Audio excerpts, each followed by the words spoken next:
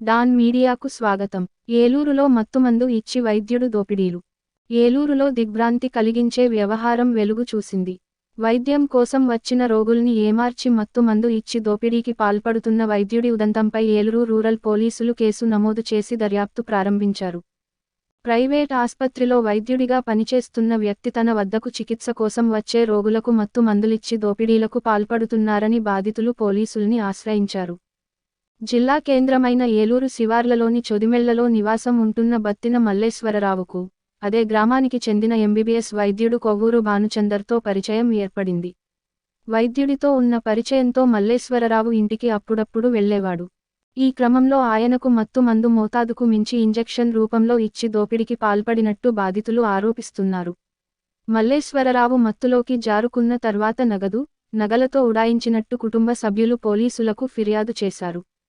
Eluru 3 town police station పరిధిలో వైద్యం చేసే నెపంతో మత్తు ఇంజెక్షన్లు ఇచ్చి మత్తులోకి జారుకున్నాక వారి వద్దనున్న డబ్బు దోచుకున్నాడనే ఆరోపణలు వైద్యుడిపై ఉన్నాయి.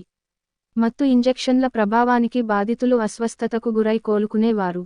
ఈ తరహా ఘటనలపై ఏలూరు 3 టౌన్, 1 టౌన్ పోలీసు స్టేషన్లలో కేసులు కూడా నమోదు అయ్యాయి. పోస్టల్ ఉద్యోగి మల్లేశ్వరరావును దోచుకునే ఉద్దేశంతో గత డిసెంబరు 24న ఆయన ఇంటికి వెళ్లాడని కుటుంబ సభ్యులు చెబుతున్నారు. ఆ సమయంలో ఇంట్లో ఒక్కడే ఉండటంతో ఆయన ఇంజెక్షన్ చేసినట్టు చెబుతున్నారు. మల్లేశ్వరరావు మత్తులోకి జారుకోగానే వైద్యుడు భానుచందర్ అతని ఇంట్లోకి వెళ్లి బంగారు నగలు, కొంత నగదు అపహరించుకుపోయాడు. ఇంజెక్షన్ ప్రభావానికి మల్లేశ్వరరావు కోలుకోలేక చనిపోయాడు. అతని కుటుంబ సభ్యులు తొలుత సహజ మరణంగా భావించారు. మల్లేశ్వరరావు మృతి చెందిన తర్వాత వైద్యుడు భానుసుందర్ ప్రవర్తనపై స్థానికులు అనుమానం వ్యక్తం చేయడంతో కుటుంబీకులు అతడిని నిలదీశారు. అప్పటినుంచి అతను గ్రామం నుంచి పరారయ్యాడు.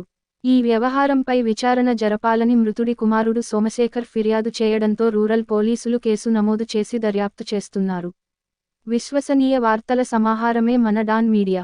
మరిన్ని వార్తల కోసం మన డాన్ మీడియా ఛానల్ను సబ్స్క్రైబ్ చేయండి. మరికొందరితో చేయించండి. ధన్యవాదములు.